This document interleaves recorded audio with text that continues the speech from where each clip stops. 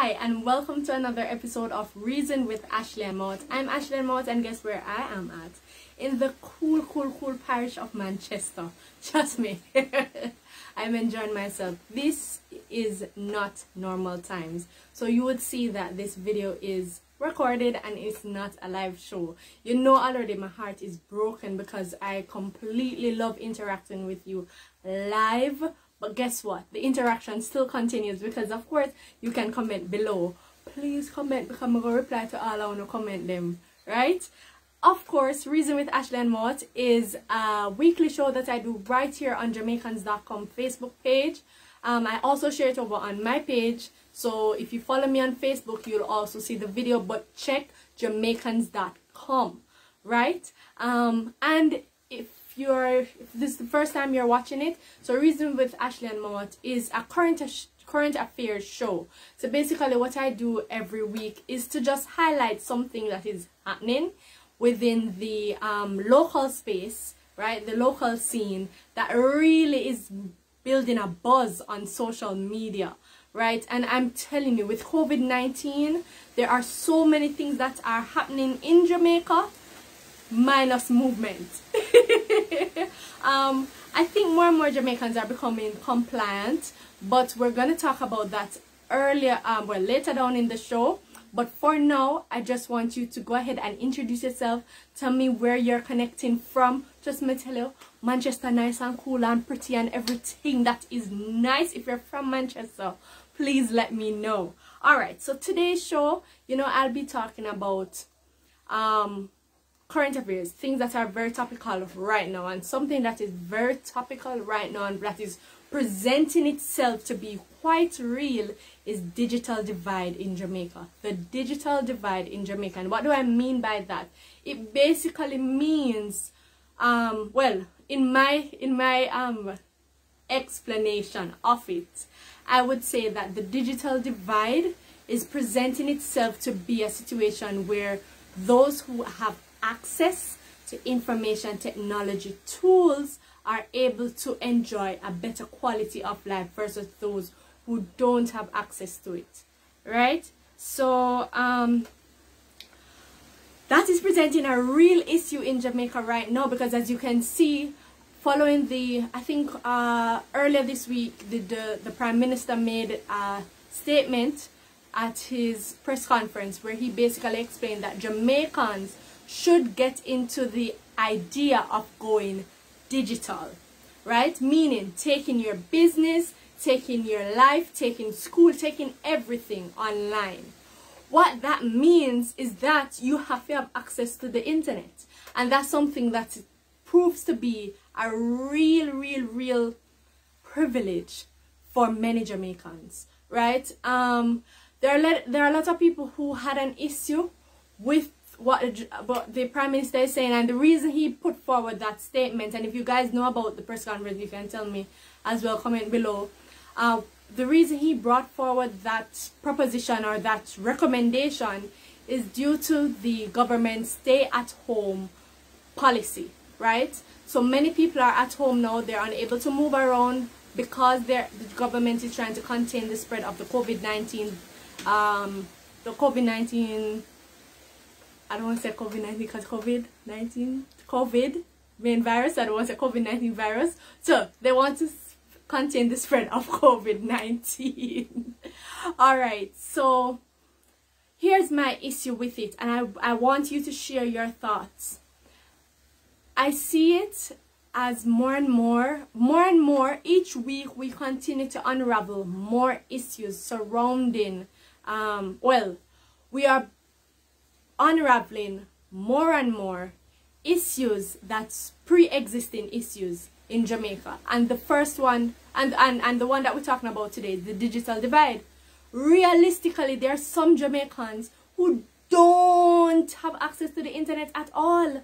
You understand? Even if they use a mobile phone and add probably data, mobile data, it doesn't either. They can't get the signal. You understand? And they just don't have access to it. So what is going to happen if this isn't addressed? By the way, the government said for some people who are affected, they are making provisions to sort it out. Let's hope that that's the case. But I can tell you this. While they are working on sorting it out, a lot of Jamaicans will be disadvantaged. Let me just talk about the primary population right now that is disadvantaged. He has said, and that's the Prime Minister of Jamaica, that schools will continue to be closed as in physically closed until May 31. And I guess by May 31, he's going to give another update, schools. However, learning continues. What that means is that learning continues online.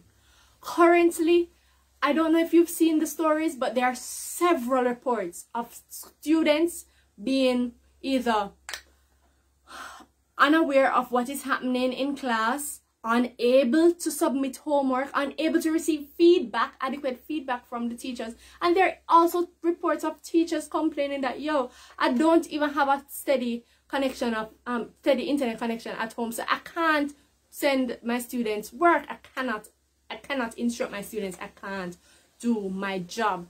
So my issue with it is a bit of the egg before the chicken. You understand? So why couldn't we organize and set up a situation where all, especially for students, internet is something that is readily accessible before we've implemented that, right? Or if there's a situation, because as we know, the constraints with COVID-19 and the stay-at-home policies implemented by the government, why is it that educators couldn't come together and figure out how is it that they're going to ensure that students who don't necessarily have access to the internet still get the coursework? I read of a story of a principal, and I have to big up that principal. If you know the principal, please comment below and let me know his and tell him and share this message with him.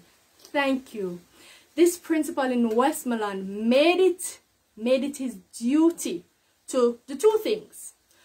All the students, so the first thing, all the students who are unable to access the internet for online classes, he prints all the homework, all the work that they need to do at home. What he has done, so the first thing is that he printed all of them. Then he hired some bike taxis. If you've ever been to Westmoreland, you'll probably hear about bike taxis. Them nice. I've been on one. Okay. He hired some bike taxis to go ahead and distribute the homework to the different school students.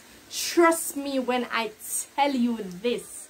If that is not innovation at work, if that is not thinking on your feet, I don't know what it is. So big up, kudos to that principal, and I really hope that more educators can adopt similar practices to ensure that we don't have a large population or a large majority of Jamaicans disadvantaged at this time. Because what will happen if you find that more Jamaicans are disadvantaged, I think it's going to be a little bit harder to contain the virus. You can tell me what you think. I really want to hear your thoughts. By the way, I will be beginning you up in my next video.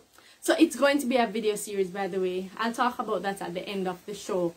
But I really hope that more educators can jump on the bandwagon and just think of a very, very innovative ways. It may mean that you have to go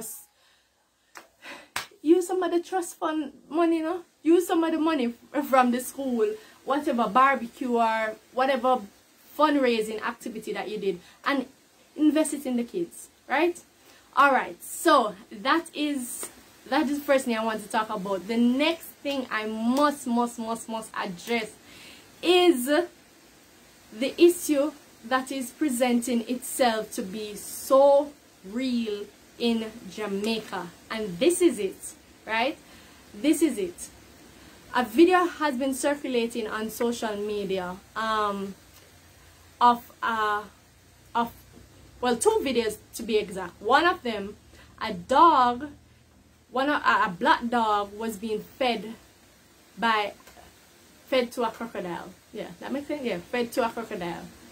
And whoever was recording the video was just laughing, right? Trust me, when I saw the person who posted it on social media and I saw the video, the person posted, look out, this is sensitive content. I was a bit apprehensive, but I wanted, based on the caption, I really wanted to see what happened. I could not watch it a second time. It was gruesome. And to think that somebody could stand up and watch as a crocodile, you understand, devour the dog like that is horrible. I don't know if you saw the video. If you saw the video, please comment below and tell me what you thought about it. I was just astonished that somebody can be so cruel. So that was one video. The next video is now two brown dogs. No, in Jamaica we call them mongrel dog, right? Two mongrel dogs being fed by the crocodile. Well, not being fed, but basically trying to escape being eaten by the crocodile. Here's my issue with that video again. So since then, that second video, since then, somebody spliced the two videos to let it seem as if it was actually one video, and the person in video number 2 was trying to feed the crocodile, right? Video number 2 recorder, the videographer, came forward to say that, hey, I wasn't trying to do that. I was trying to save these animals. However, it was too late. I couldn't do it. You understand? I could only save one. My issue with it, and I do have an issue with it, you know, already the US ambassador to Jamaica has put out a reward for any information that you have, a 5,000 US reward for any information you have as it relates to the person who was recording the first video. My issue with both videos is that it's just horrible. For it has reached a point where we see our mobile phone, right? We see our mobile phone as a tool to record and to capture every aspect of life, even when it's not so necessary. I don't think it was so necessary for whether he wants to be a rescuer. You understand? And anybody who disagree with me, please comment below, right? It wasn't an issue of alright, I need to record this. I need to record the dog trying to escape the crocodile so that I can save the animal. Yes, he saved one of them, but I do believe if he never had a video, he would probably have more time to rescue both. So my issue is that I think as Jamaicans, we just need to come out of the habit of taking up the phone every time that there's some spectacle happening and start recording. Think of lending a helping hand, especially now during the COVID-19 crisis, right? So that is my issue with it. You know, Tanya Stevens came forward on social media recently, you know, and she's been talking about that same selfish mentality in Jamaica now. And a lot of people bash her. As a matter of fact, they call her a cokehead, right? A lot of Jamaicans bash her just because she was using a few expletives, right? And she mentioned the Prime Minister. We need to get to a point where we come out of that selfishness, right? And that's exactly, I completely agree with Tanya, by the way. That is exactly what she was saying in her video. So I just think that these are the two issues that I saw people keep discussing on social media this week, so you know I have to bring it to you. But I'm telling you, I think that as Jamaicans, and not only Jamaicans, as world citizens, so you may be a non-Jamaican watching this video, we can do some more to help each other, especially now. As I will forever say this: if we don't address the issues of the disadvantaged, it's going to be a little bit harder to contain this virus. I totally believe. You say brute force don't work. Not even on children. It does not work. Alright? So I won't be here for long. Look here, I'm going to reply to every comment. I'm going to try that. Okay? If I don't, beat me. But guess what? You can continue the conversation with me. You can, in my inbox. So you can go over to my Facebook page, Ashleigh-Ann Mowatt, and send me a message. Suggest a topic. What do you want me to talk about? Let me know, right? Another thing, you can also comment below and I'll reply to you and we can continue the conversation, right? Please go ahead and follow me on Instagram. I'm A_Mowatt on it, right? And I'm also on Twitter, A_Mowatt. I look forward to the following. Please go ahead and read my stories on Jamaicans.com. It's a lovely website and this is a lovely platform. So keep safe, Jamaicans, and until next time, come reason with me again.